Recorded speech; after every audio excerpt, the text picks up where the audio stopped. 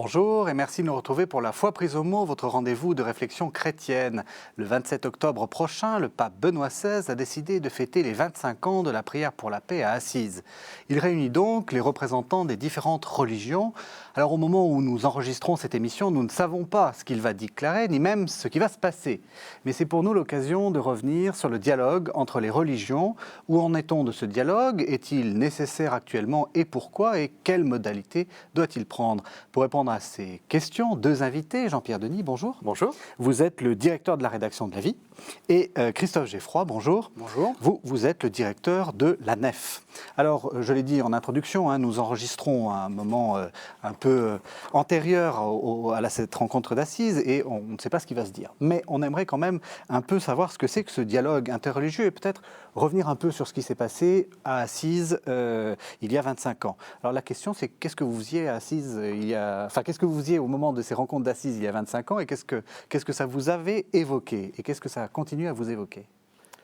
Moi, je n'en ai pas de souvenir personnel, je dois vous l'avouer. Et d'ailleurs, c'est assez étonnant parce que finalement, je considère aujourd'hui que c'est un des plus grands événements de l'histoire de l'Église catholique. Et en tout cas, à tout le moins du christianisme au XXe siècle. Ça ne fait à mon avis absolument aucun doute. Oui. Voilà.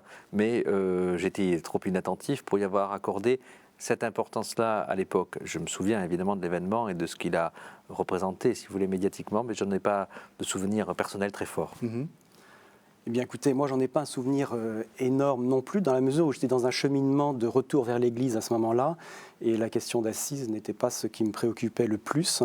J'étais à ce moment-là relativement influencé plutôt par les groupes style Fraternité Saint-Pie X, donc ma réaction de l'époque devait être, j'en ai pas un souvenir très précis, mais sûrement pas très positive.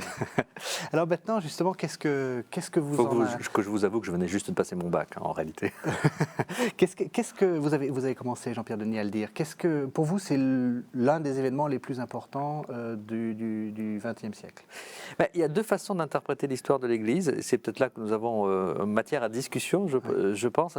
Il y a une interprétation qui, d'ailleurs, celle que prône le cardinal Ratzinger et puis le pape Benoît XVI, c'est d'interpréter l'Église comme un mouvement continu.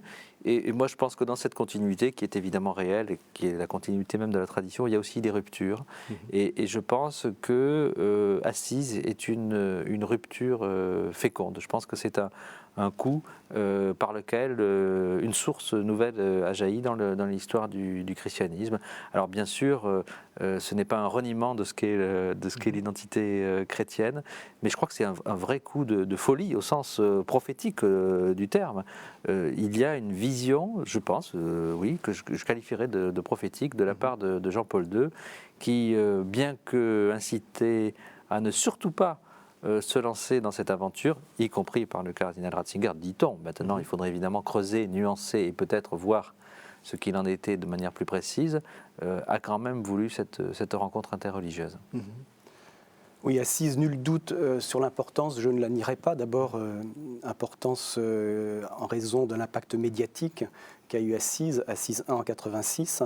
Jean-Pierre sait que je ne partage pas tout à fait son point de vue sur l'idée de rupture. Je pense que c'est une nouveauté, mais je pense que dire nouveauté ne veut pas forcément dire rupture. C'est toute la dialectique du pape actuel sur ce qu'il appelle l'herméneutique de la réforme dans la continuité. Ce qui est certain, c'est que le dialogue interreligieux, on en parlera au cours de l'émission, oui, est quelque chose de relativement nouveau dans l'Église, même s'il a des racines plus anciennes. En tout cas, sa formalisation, on peut dire, remonte grosso modo à Vatican II. Donc c'est quelque chose de nouveau. Est-ce que cette nouveauté marque une rupture par rapport au passé? Moi personnellement, je ne le crois pas. C'est une nouveauté, mais c'est une nouveauté qui s'intègre dans une harmonie qui est le grand continuum du magistère de l'Église et de son enseignement.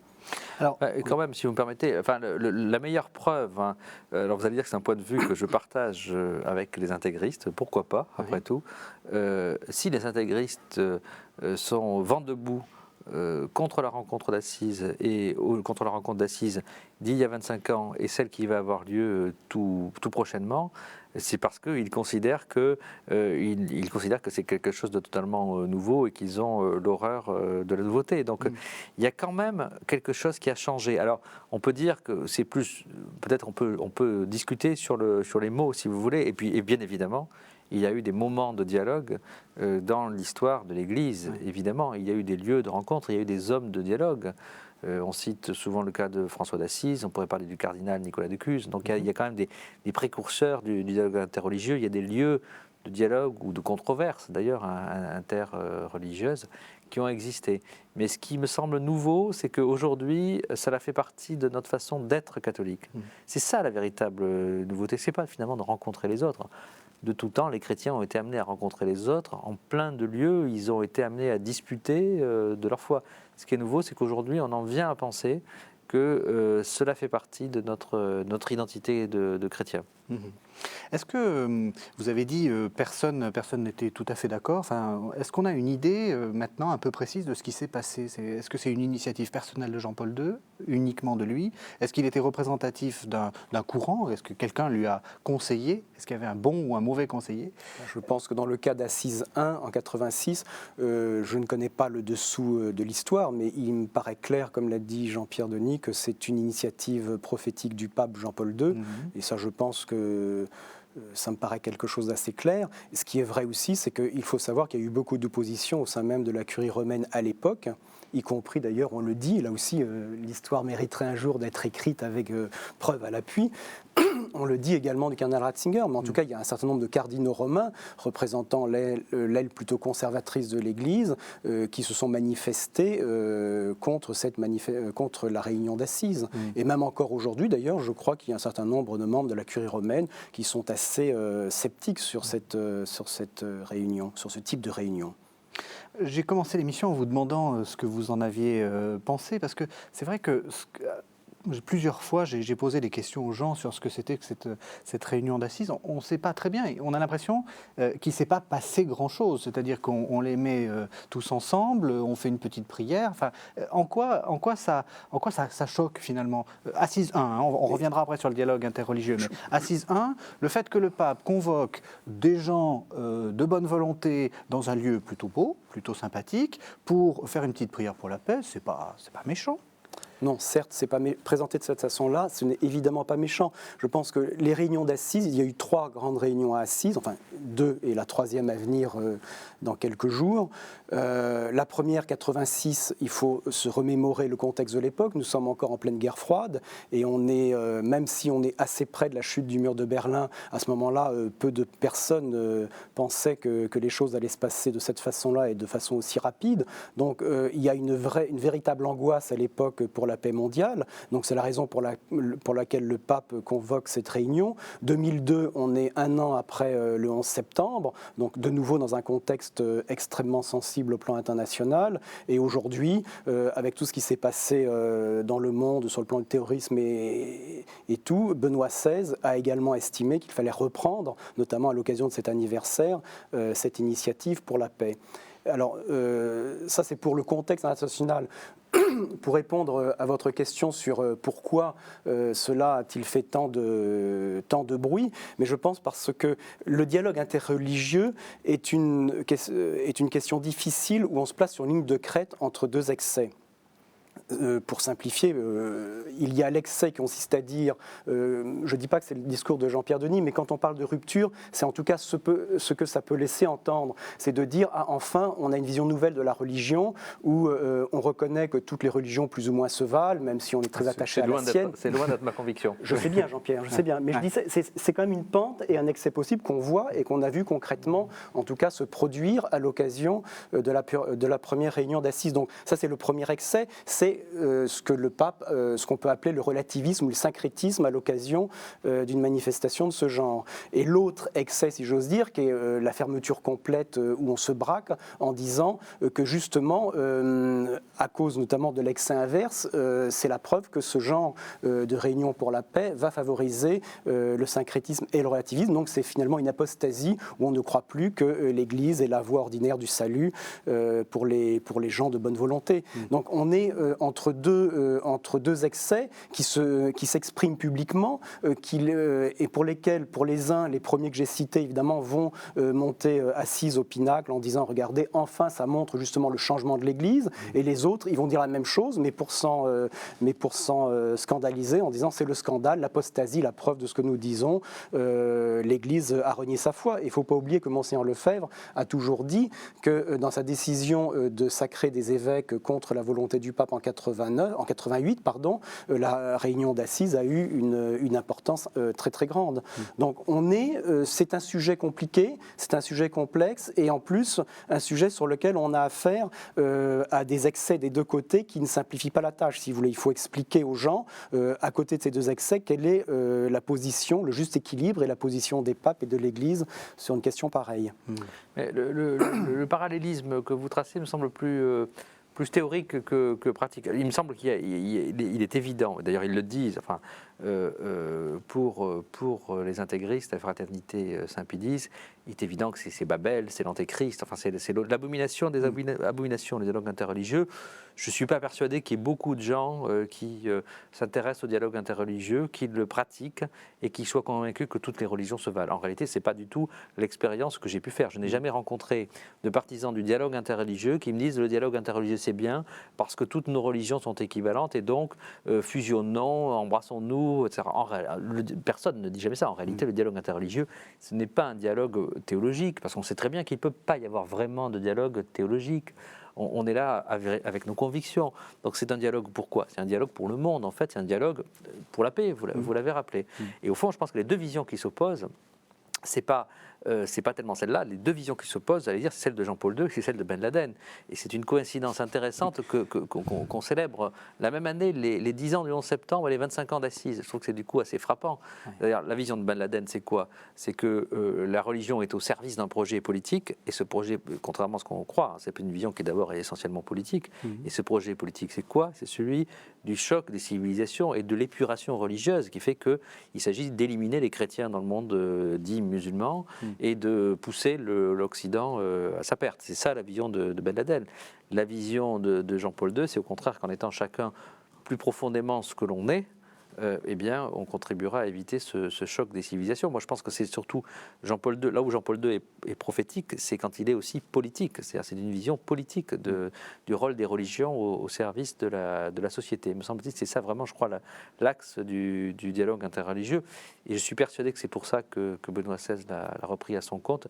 Souvenez-vous de la raison pour laquelle il a choisi ce nom de pape. Benoît XVI, c'est en hommage aussi au rôle du Benoît précédent contre la guerre de 14. Alors on voit que vous avez déjà posé un peu les termes du débat. Le fait effectivement que cette rencontre d'Assise ait posé problème s'explique ou se perçoit plutôt par le message de Noël que le pape Jean-Paul II fait à la curie romaine le 22 décembre 2006. Comme par hasard, au lieu de souhaiter un joyeux Noël à tout le monde et de proposer que tous aillent sous le sapin, il revient sur cette rencontre d'Assise et il l'explicite à la curie romaine. On va écouter ce qu'il disait. Le fait d'être réunis à Assise pour prier, jeûner et cheminer en silence, et cela pour la paix toujours fragile et toujours menacée, peut-être aujourd'hui plus que jamais, a été comme un signe clair de l'unité profonde de ceux qui cherchent dans la religion des valeurs spirituelles et transcendantes en réponse aux grandes interrogations du cœur humain, malgré les divisions concrètes. Ces différences de tout genre, et en premier lieu les différences religieuses, dans la mesure où elles sont réductrices du dessein de Dieu, se révèlent en effet comme appartenant à un autre ordre. Si l'ordre de l'unité est celui qui remonte à la création et à la rédemption, et s'il est donc en ce sens divin, ces différences et ces divergences, même religieuses, remontent plutôt à un fait humain et doivent être dépassées dans le progrès vers la réalisation du grandiose dessein d'unité qui préside à la création.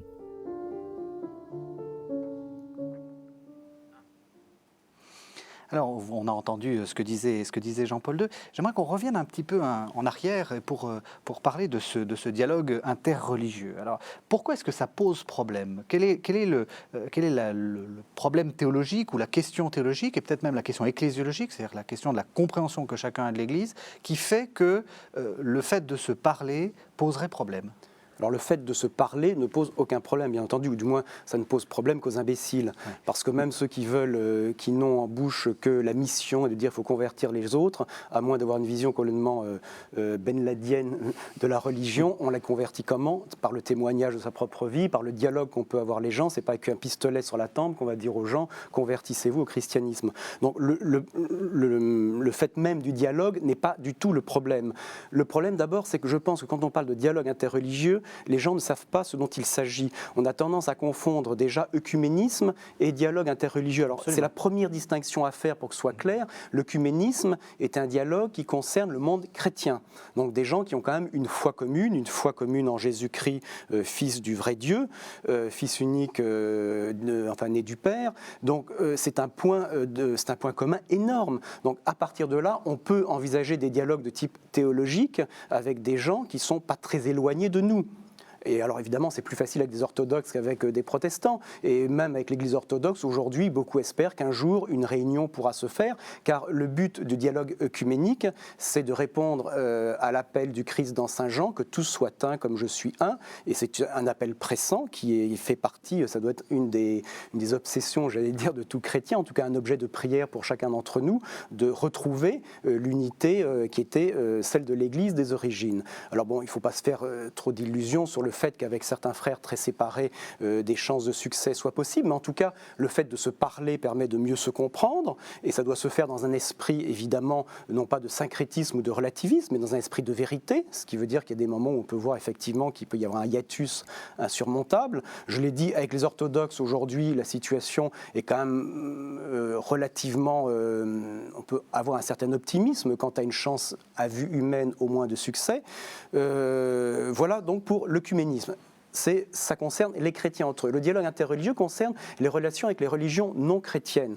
Donc là, évidemment, il n'y a pas de base théologique en tant que telle, où il y en a. Avec les musulmans, nous avons la foi en un Dieu créateur unique. C'est pas rien, c'est déjà beaucoup. Avec les juifs et les musulmans, nous partageons le même Dieu créateur, même si ensuite on va plus loin dans les attributs de Dieu, là aussi les différences apparaissent. Mais il y a une base commune. Quand ensuite on va vers d'autres religions, les bases communes deviennent de plus en plus lâches. Donc quand Benoît XVI a été élu pape, à un moment, c'est une chose qui est passée relativement inaperçue, il avait supprimé le dicastère du dialogue interreligieux pour la ramener à la culture. C'était quelque chose d'extrêmement parlant sur le plan symbolique. Ça voulait dire que pour le pape, visiblement, le dialogue interreligieux devait être non pas, comme l'a dit à juste titre tout à l'heure Jean-Pierre Denis, un dialogue d'ordre théologique, mais plutôt un dialogue de vie, un dialogue de gens qui vivent dans les mêmes sphères, qui doivent pouvoir se parler, se respecter les uns les autres, et pour se parler, se respecter, encore faut-il se connaître. Et donc c'est plus un dialogue de la culture qu'un dialogue véritablement religieux. Alors ensuite, on peut aussi discuter de choses plus proprement religieuses, mais là, le but n'est plus du tout le même. On n'est pas dans une optique d'union, car là, ce serait là le syncrétisme, c'est de dire qu'on prend toutes les religions, on met ça dans un même pot, et puis on aboutit à une nouvelle religion, qui est la nouvelle religion mondiale. Non, dans le domaine du dialogue interreligieux, l'optique est très différente.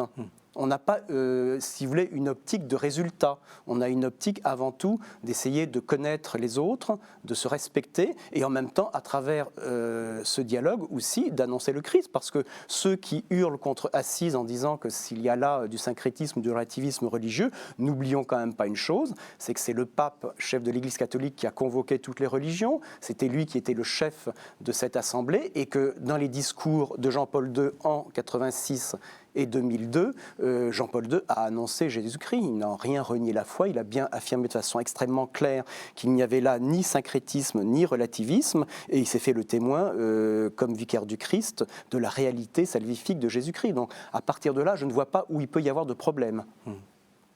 Il n'y a aucun problème en réalité. C'est formidable. Non, mais il n'y a réellement aucun problème. Je crois que la distinction entre l'œcuménisme et le dialogue interreligieux est fondamentale, même s'il est assez étonnant de constater effectivement qu'elle n'est à peu près jamais comprise, y compris à l'intérieur du monde chrétien où on emploie un mot pour un autre. Moi, on m'a demandé à l'occasion des États généraux du christianisme que la vie organisait il y a quelques semaines, pourquoi à ces États généraux du christianisme où sont invités des chrétiens, des protestants, des orthodoxes, pourquoi il n'y avait pas de dialogue interreligieux? Justement parce qu'il faut absolument éviter cette confusion, c'est-à-dire il ne s'agit pas de la même chose. Et d'une certaine façon d'ailleurs, le dialogue œcuménique est plus difficile que le dialogue interreligieux parce qu'il nous engage davantage. Il nous engage justement sur le plan théologique et donc il nous engage sur l'essentiel. Discuter avec mes frères chrétiens, c'est plus difficile, je pense, que discuter avec mes frères juifs ou mes frères musulmans, parce qu'on est obligé d'arriver à un niveau d'exigence et de profondeur qui est bien supérieur.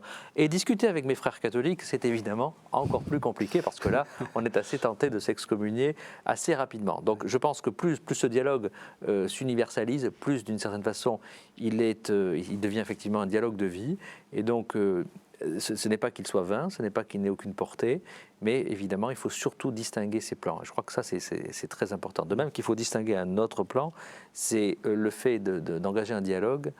Ce n'est pas nécessairement prier le même Dieu avec les mêmes prières et tout mélanger. Voilà. Alors, je crois que ça, c'est ça qui est... La question que ça pose, et il faut aussi rappeler que le pape, si j'ai bien compris, a aussi convoqué des non-religieux, ou des représentants de gens qui... Ça, c'est très intéressant.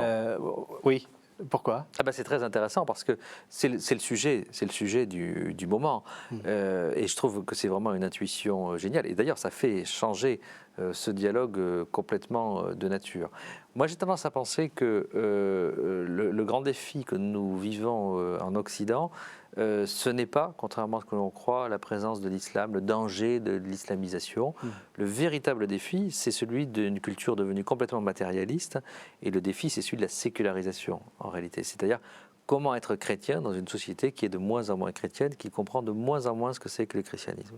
Donc il y a deux solutions par rapport à ça. La première solution, c'est de se replier sur nos certitudes et nos églises et de s'enfermer, si ce n'est dans nos sacristies, du moins de s'enfermer dans nos bastions, en espérant que le monde vivra sa vie et peut-être ira à sa perte sans nous. Ça, je crois que c'est une illusion. Et la deuxième solution, c'est d'être au cœur de ce monde et d'essayer de l'évangéliser, d'annoncer la foi et donc d'entendre les problèmes qu'il rencontre. Le vrai problème du jour, c'est le problème de la sécularisation du jour. Je crains que ce ne soit pas juste une question de jour, mais probablement de siècles, c'est le problème de la sécularisation. Donc je trouve que en mettant l'accent cette année sur le dialogue non seulement entre les religions, mais aussi au-delà, le dialogue de toute l'humanité, finalement, autour de la question du sens de l'existence, Benoît XVI a placé la question exactement au bon niveau. D'ailleurs, le dialogue interreligieux, c'est un dialogue qui repose sur un pari. C'est le pari que tout homme a finalement profondément au fond de lui un sentiment religieux, quelle que soit la nature de ce sentiment, de ce qui est sacré, de ce sentiment de ce qui est élevé. Alors on peut, évidemment, nous les chrétiens, on a une vision assez précise de cette question, mais c'est bien l'effacement de ce sentiment religieux dans le monde contemporain qui est un problème. C'est-à-dire que le fait que pour beaucoup de nos contemporains, pour la première fois dans l'histoire de l'humanité, c'est quand même quelque chose de totalement inouï, pour la première fois dans l'histoire de l'humanité, pour la première fois dans l'histoire de toutes les civilisations, il y a dans nos sociétés une majorité de personnes qui ne se posent pas la question d'un au-delà de la mort, et qui ne se posent pas la question d'un au-delà de la matière et d'un au-delà de l'immédiateté des choses. Donc ça, c'est le vrai défi, et je trouve courageux de la part de Benoît XVI, et je pense là aussi prophétique, comme elle a été le geste de Jean-Paul II, de mettre l'accent là-dessus. Vous êtes d'accord ? Oui, je suis d'accord, et non seulement je suis d'accord là-dessus, j'ajouterais même quelque chose qui va peut-être surprendre Jean-Pierre Denis, c'est qu'en fait cet appel justement à la prière de l'humanité, où chacun prie avec les moyens qui sont les siens, de prier même le Dieu qui est le sien, qui n'est pas forcément le nôtre, parce que tout le monde n'a peut-être pas la chance d'avoir la connaissance de ce qu'est Jésus-Christ. Et bien cet appel à la paix, à la prière pour la paix, il avait été lancé par Pie XI 2 fois, en 1932 dans une encyclique qui s'appelle Caritate Christi, et en 1937 dans Divini Redemptoris.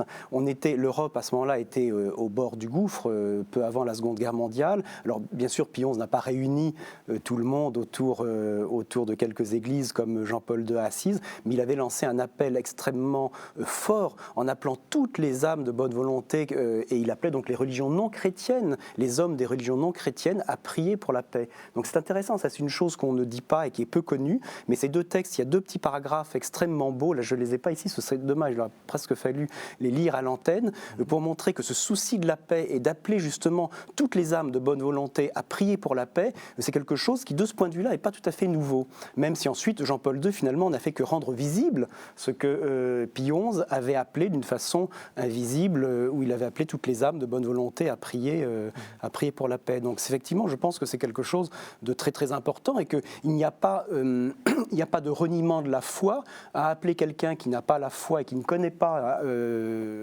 comment dire, notre religion, à prier avec ses propres moyens, ce qu'il estime lui être Dieu. Évidemment, ça ne veut pas dire qu'on approuve sa prière ou sa façon de prier, mais en tout cas, il est tout à fait légitime. Il y a une tendance naturelle de l'homme à prier et à aller vers le Créateur. C'est indubitable. Mais alors, en vous écoutant, on a l'impression qu'il n'y a pas de problème, c'est merveilleux. Moi, j'ai envie d'être un peu l'avocat du diable et de trouver des problèmes là où il n'y en a pas. Il y a des problèmes. Moi, je veux bien. J'avais commencé à en soulever tout à l'heure. Soulevez-en un. Quand Jean-Pierre a répondu en disant « mais donc, il n'y a pas de problème oui. », bon, je ne voulais pas l'interrompre, mais j'avais envie de dire oui, ne soyons pas quand même totalement iréniques et aveugles. Le dialogue interreligieux, le fait qu'on s'en parle, tout ça est très très beau et c'est bien. Je pense que c'est vraiment, et j'en suis persuadé, un des énormes progrès de l'époque contemporaine, que justement, nous ayons ce dialogue quand il est mené en vérité avec nos frères ou chrétiens ou non chrétiens. Mais des problèmes, il y en a, et je vous en prends simplement un simple exemple pour que nos téléspectateurs comprennent. Si Jean-Paul II, en 2000, a publié une instruction qui s'appelle Dominus Jesus, c'était pour recadrer les choses, parce que malheureusement, le dialogue interreligieux, c'est le domaine, je crois, qui a donné lieu quand même aux dérives doctrinales les plus graves, et ce qui d'ailleurs alimente en permanence toute la critique des traditionnalistes durs contre le magistère justement de l'Église sur cette question-là. Ils ont beau jeu de montrer tous les théologiens qui sont condamnés par la Congrégation pour la doctrine de la foi en raison justement d'un relativisme quand même extrêmement fort qui existe chez un certain nombre de théologiens, particulièrement asiatiques d'ailleurs. Ce sont rarement des théologiens européens, il y en a quelques-uns, mais ce sont surtout des théologiens indiens, des jésuites indiens, qui sont régulièrement mis à l'index par la Congrégation pour la doctrine de la foi, parce qu'il y a au sein même de l'Église quand même des problèmes de compréhension de ce qu'est ce dialogue interreligieux. Donc c'est bien, il ne faut évidemment pas rejeter le bébé avec l'eau du bain, mais il ne faut pas non plus être dans une situation totalement naïve en disant que tout va bien, Madame la Marquise, il n'y a pas l'ombre d'un problème. S'il y a des problèmes, mais les problèmes, j'allais dire, sont à la hauteur des événements. En même temps, il y a eu des nouveautés, c'est vrai. Moi, je pense qu'il n'y a pas de rupture, mais il y a des nouveautés. Elles ne sont pas forcément très faciles à digérer. Donc tout ça, finalement, est relativement normal. Mais problème, il y a quand même. Mais qu'il y ait des problèmes, je suis d'accord. Mais par contre, je ne pense pas du tout qu'ils soient là où vous les situez. C'est-à-dire, pour moi, alors pourquoi il n'y a pas de problème là où vous les situez, c'est que ces théologiens que vous évoquez sont d'abord beaucoup moins nombreux que vous ne semblez l'entendre. Ce sont des cas quand même extrêmement isolés. Et quand on regarde dans les détails, le procès qui leur est fait mériterait, à mon avis, d'être examiné de plus près. Il y a quand même très peu de théologiens qui ont été suspendus. Il y a quand même très peu de théologiens. C'est vrai, je n'ai pas. Et par ailleurs, il y a bien une question théologique qui, elle, est difficile à résoudre, c'est tout simplement de penser l'existence d'une pluralité religieuse. Ça, c'est vraiment quelque chose qui est là où je voulais en venir. Difficile à penser.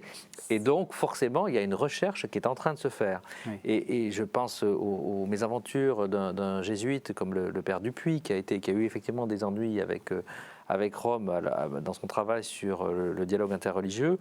Et moi, je trouve un petit peu dommage, et contradictoire d'ailleurs, quand on voit l'attitude de Jean-Paul II et Benoît XVI, qu'on ne laisse pas davantage ces théologiens travailler et chercher.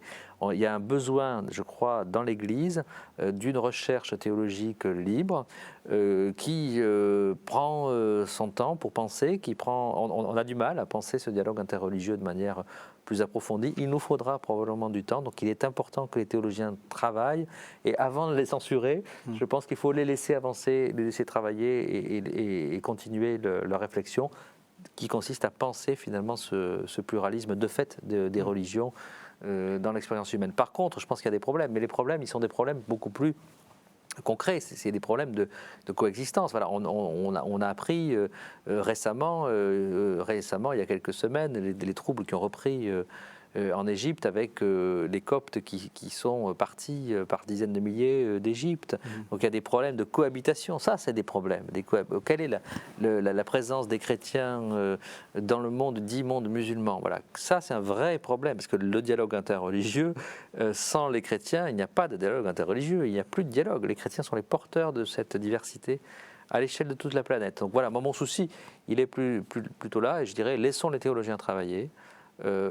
Pourquoi pas? Laissons-les se tromper, laissons-les chercher, laissons-les formuler des hypothèses.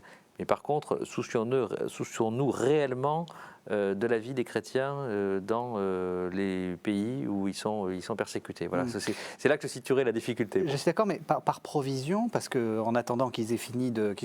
Non, attendez, ce n'est pas une hypothèse d'école. C'est pas une hypothèse d'école. D'abord, c'est très concret. Oui. Regardez, et ça a un impact sur le dialogue interreligieux.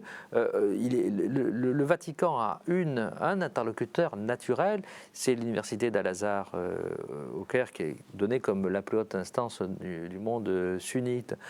Quand il y a eu la première fois qu'il y a eu des émeutes, enfin la première fois, malheureusement, ce n'était pas la première fois, mais au moment juste avant le printemps arabe, les émeutes anti-coptes en Égypte ont été évidemment condamnées par Benoît XVI, mais je dirais au nom de toute l'humanité. À ce moment-là, l'université d'Al-Azhar a interrompu le dialogue islamo-chrétien.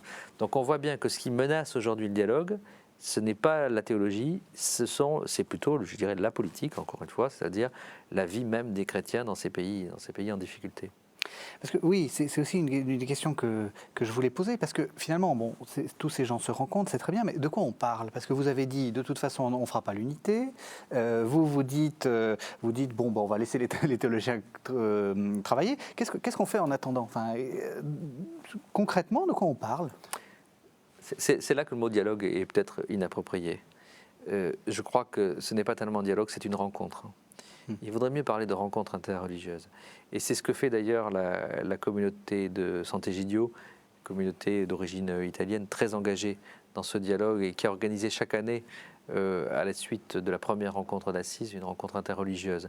Et j'ai eu la chance d'assister à la dernière de ces rencontres qui avait lieu à Munich début septembre.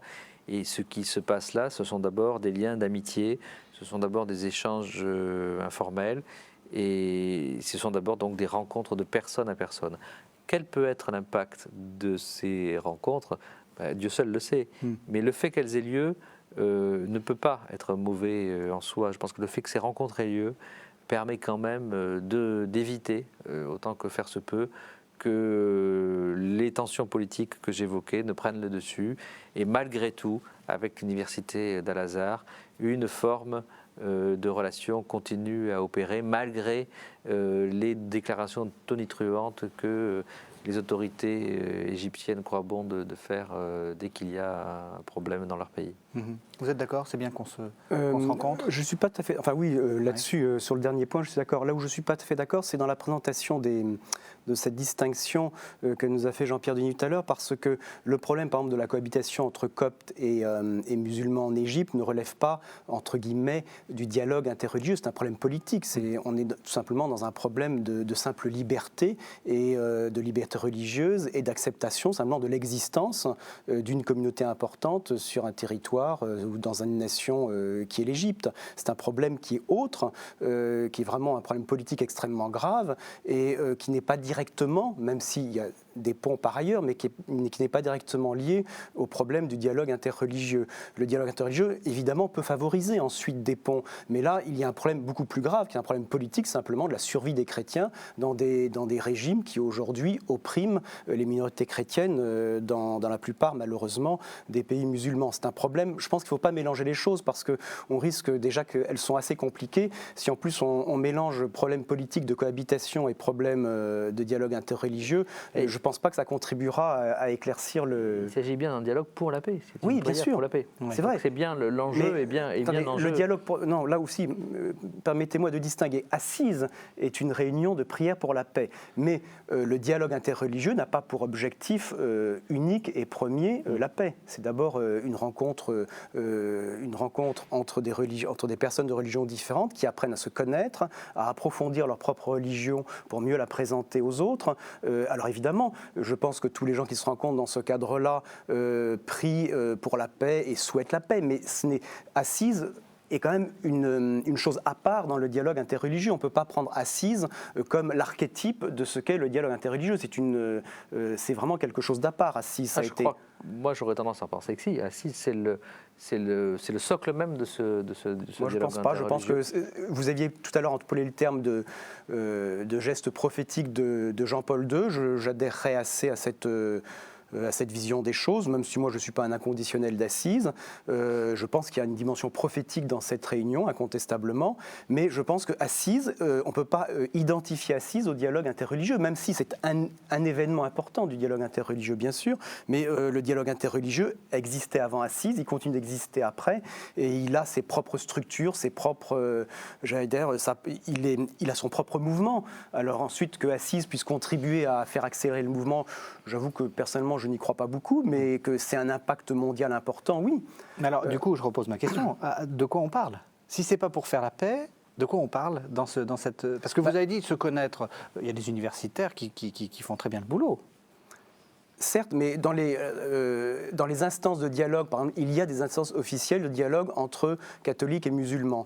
Donc, dans ces instances de dialogue, de quoi parlent-ils? Ils ont des ordres du jour et ils parlent, par exemple, d'une certaine vision de Dieu dans l'islam et dans le christianisme, d'une certaine conception de l'écriture sainte. Oui, et ce sont des thèmes de ce type qui sont abordés et où ils échangent des conceptions qui ne sont pas les mêmes pour essayer de mieux comprendre la position de l'autre. Justement, est-ce que c'est simplement pour comprendre la position de l'autre ou c'est pour arriver à l'idée, parce que c'est quand même ça que les gens pensent, c'est pour arriver à l'idée que finalement on adore un peu le même Dieu.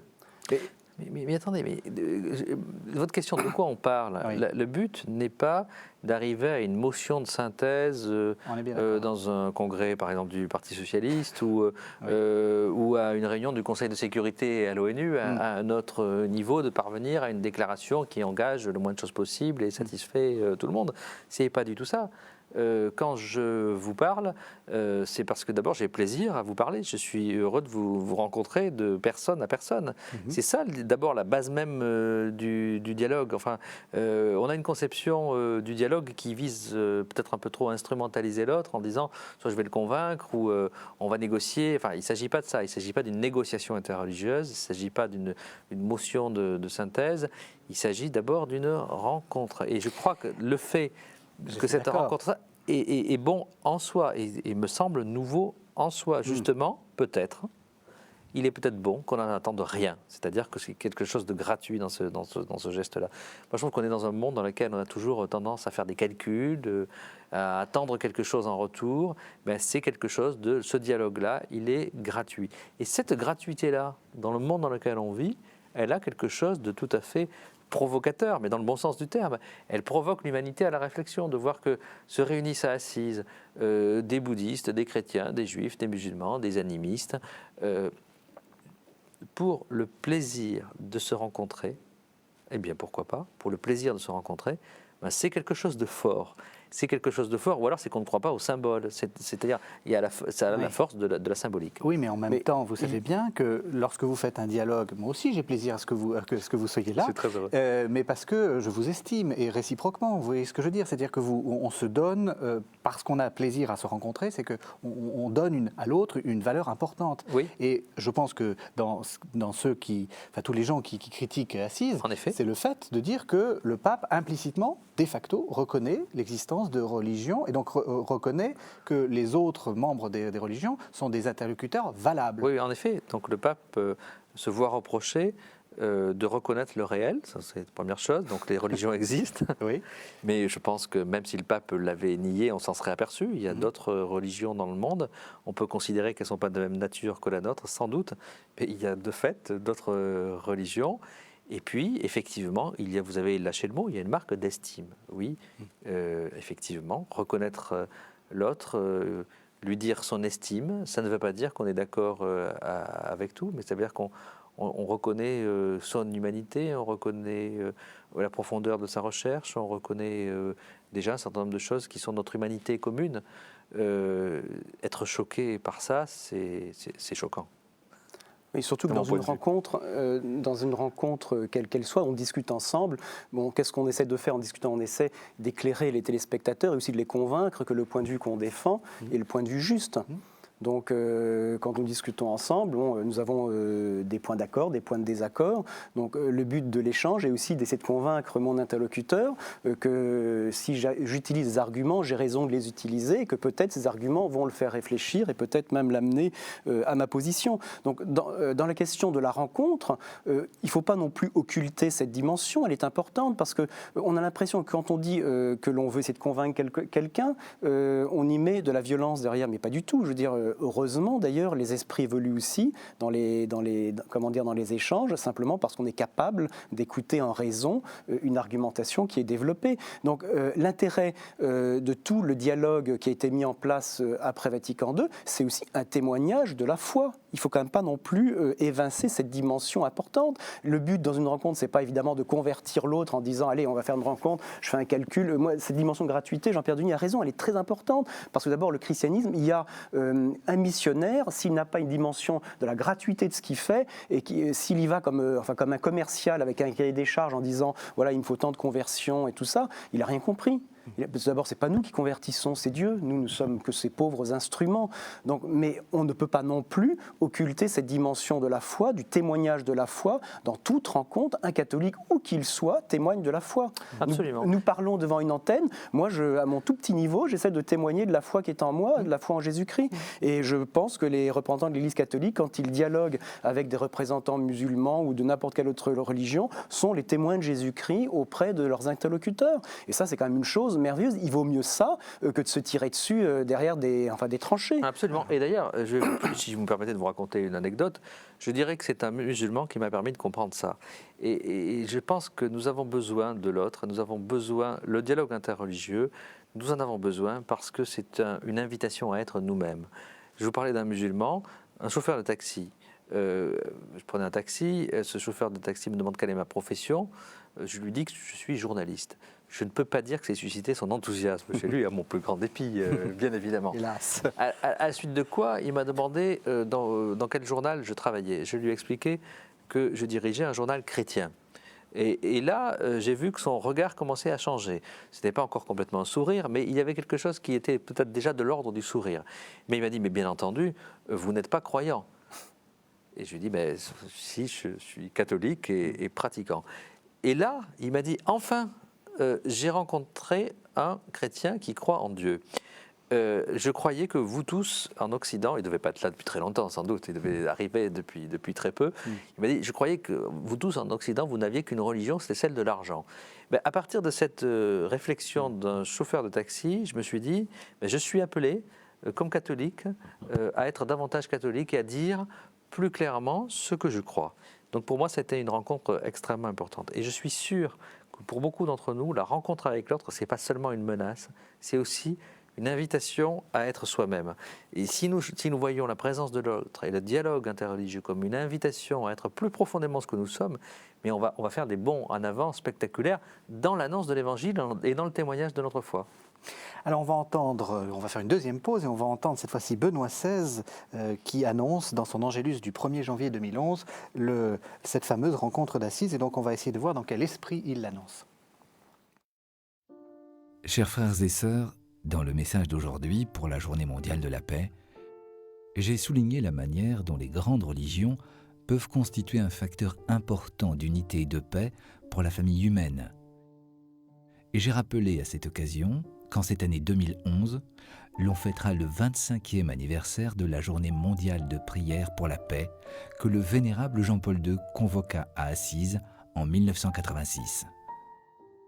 C'est la raison pour laquelle je me rendrai au mois d'octobre prochain comme pèlerin dans la ville de Saint-François, en invitant à s'unir à ce chemin nos frères chrétiens des diverses confessions, les autorités des traditions religieuses du monde et de manière idéale, tous les hommes de bonne volonté, dans le but de rappeler ce geste historique voulu par mon prédécesseur et de renouveler solennellement l'engagement des croyants de chaque religion à vivre leur foi religieuse comme service pour la cause de la paix.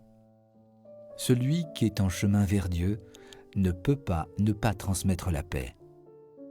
Celui qui construit la paix ne peut pas ne pas se rapprocher de Dieu. Je vous invite dès à présent à accompagner de vos prières cette initiative.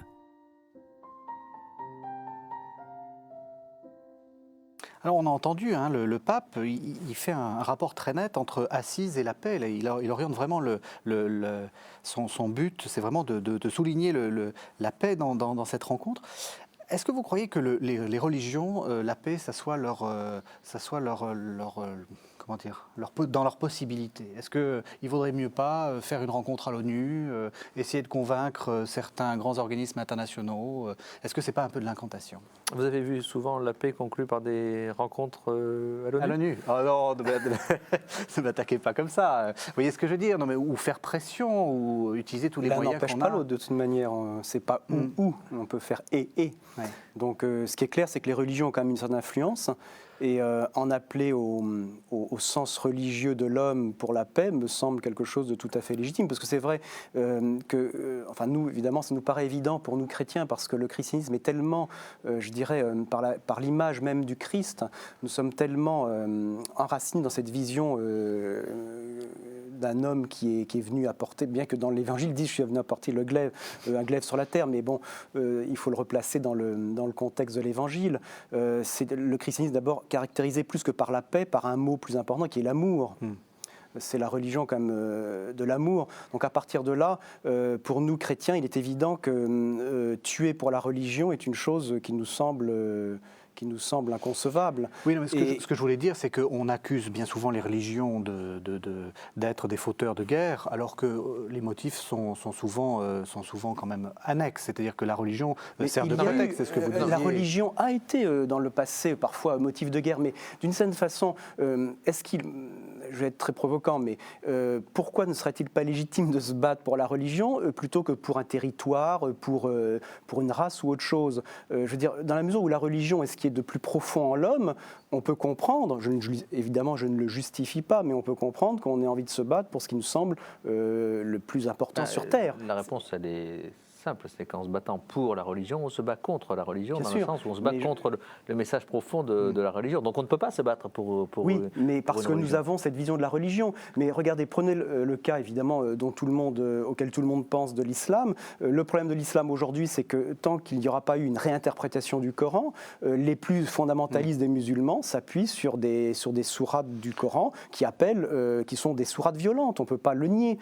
Donc pour certains musulmans, j'espère extrêmement minoritaires, recourir aux armes ou tuer se fait au nom de Dieu. Oui, mais en même temps, on ne peut quand même pas nier non plus que le fait que l'islamisme ait progressé, c'est aussi des questions de partage du monde, des questions de néocolonialisme, de fierté du monde arabe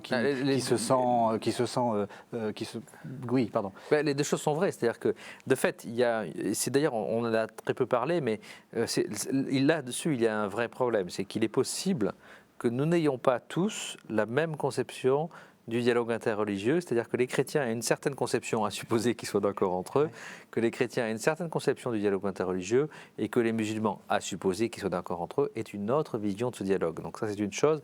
Et d'autre part, il est certain qu'il y a un problème de texte, on va dire, lié au Coran lui-même et à l'interprétation extrêmement majoritaire du Coran. Donc, au fond, qu'est-ce que cela veut dire? Ça veut dire que le monde musulman est aujourd'hui dans une crise terrible, et que c'est la limite du dialogue interreligieux, c'est la crise interne à ce monde musulman qui est à la fois prisonnier d'une certaine lecture du Coran, lecture qu'évidemment tout le monde ne fait pas, mais lecture qui est relativement dominante aujourd'hui, et prisonnier d'une instrumentalisation de la religion par la politique et d'une difficulté à séparer la religion et la politique. Et moi, si vous voulez, je voudrais quand même souligner un point qui me paraît important par rapport à votre question. On s'est amusé à réfléchir à ce que pourrait faire l'ONU en matière de paix dans le monde. Je sais bien que c'est censé être sa finalité. Je ne suis pas convaincu qu'il y ait des exemples si convaincants que cela dans son histoire. En revanche, je parlais de la communauté de Sant'Egidio. Voilà une communauté catholique qui a tout de même réussi à mettre d'accord des belligérants dans un pays, le Mozambique, et à faire conclure par ces belligérants une paix durable. Alors si les chrétiens sont des médiateurs et des porteurs de paix et qui permettent de réconcilier des hommes quelque part dans le monde, je crois que c'est vraiment très important. Donc moi je pense que le dialogue interreligieux, de ce fait, peut être un facteur de paix, peut-être plus facilement que le dialogue politique. Et d'ailleurs pour une raison, c'est que souvent il se fait dans une certaine discrétion et dans une certaine écoute. Alors, on arrive à la toute fin de l'émission. J'ai envie de vous poser une question, puisque vous dirigez l'un et l'autre un journal. Quel va être votre angle ? Sur quoi vous allez parler ? Donc, dans la nef, quel est votre angle ? Alors, il faut expliquer aux téléspectateurs qu'on enregistre un peu avant. Donc, il faut vous excuser si ce n'est pas tout à fait l'angle qu'ils trouveront dans votre journal. Alors, je crois pouvoir quand même annoncer l'angle qui sera fait. Donc, comme nous sommes un mensuel, nous allons paraître après Assise. Donc, ce sera le numéro de novembre. Nous allons même reculer exceptionnellement le bouclage pour attendre le 27 octobre, parce qu'habituellement, on boucle plutôt autour du 24-25. Donc là, on le recule pour avoir Assise. Et notre but, nous ferons tout un dossier sur la question pour en fait essayer d'expliquer Assise à nos lecteurs, les enjeux d'Assise, mais aussi pourquoi le pape réunit Assise, et essayer de justifier Assise tel que le pape l'a voulu, c'est-à-dire avec les excès à éviter, les dangers qu'il peut y avoir de mauvaises interprétations que certains malheureusement font courir dans les médias, et quelle est la véritable compréhension d'Assise. Donc notre souci est surtout, comme nous le faisons habituellement dans la nef, d'essayer d'expliquer la parole du pape. Et vous ? Nous allons revenir sur ce dialogue comme facteur de paix. J'ajouterai que le dialogue interreligieux est vraiment au cœur de notre projet depuis des années. Le journal a toujours soutenu les initiatives de paix entre les religions et ça me semble évidemment la moindre des choses que d'y revenir en une pareille circonstance. Eh bien, écoutez, merci à tous les deux. On était ravis de vous avoir, ravis de ce dialogue. Je rappelle les deux sites internet de vos deux journaux, décidément, www.lanef.net, donc c'est votre journal, et www.lavie.fr. Merci à tous les deux, merci de nous avoir suivis.